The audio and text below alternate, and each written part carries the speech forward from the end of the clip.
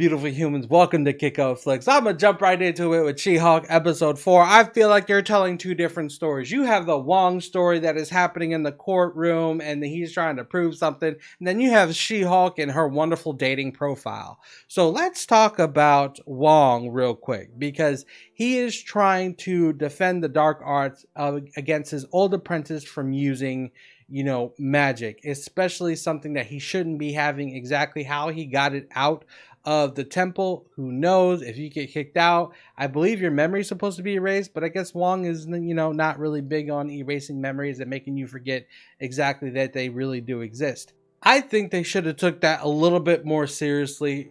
Well, on the judge's end anyways, for the simple fact is, if the judge is completely blind, that is one thing. However, I don't think the judge is really blind, for the simple fact is that there's magic in this world. They can see the destruction that magic causes with Doctor Strange and Wong and, the superheroes fighting and stuff like that. I mean, you would have like a reality check. However, I know it's a TV show and they're trying to keep it comedic.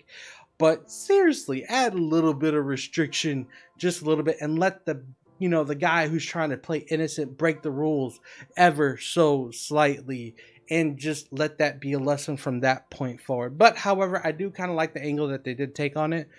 But this gentleman who did not know exactly what he was doing and potentially injuring other people was literally insane. How he opened up a portal to this hell world that everybody was kind of coming out.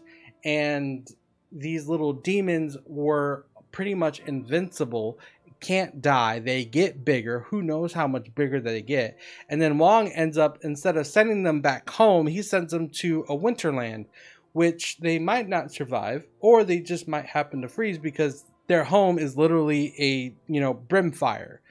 And on top of that, it made me wonder, how much control does Wong have over the people he rejects?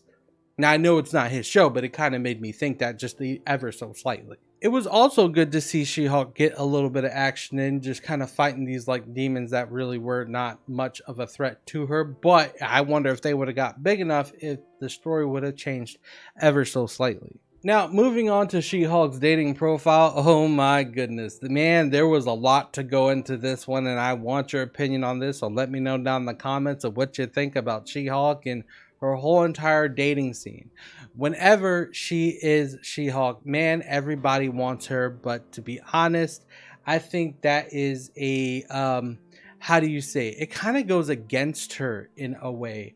Only for the simple fact is that, nobody wanted who she really is on the inside. Everybody just wanted She-Hulk, the outside, the 7 foot tall, almost 7 foot tall, green figure, super strong superhero.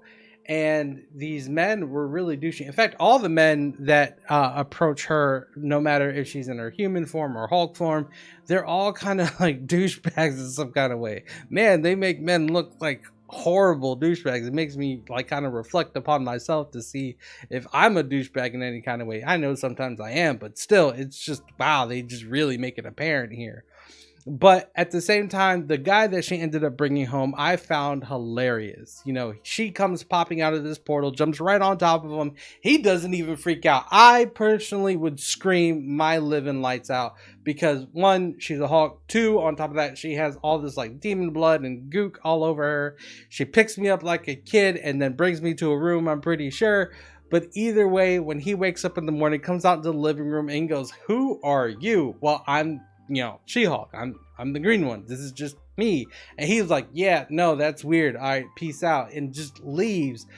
Primarily because I'm pretty sure he wanted just to hook up with She-Hulk. But on top of that, it's also like saying, "Hey, who really are you?" I haven't really got to know the real you anyways.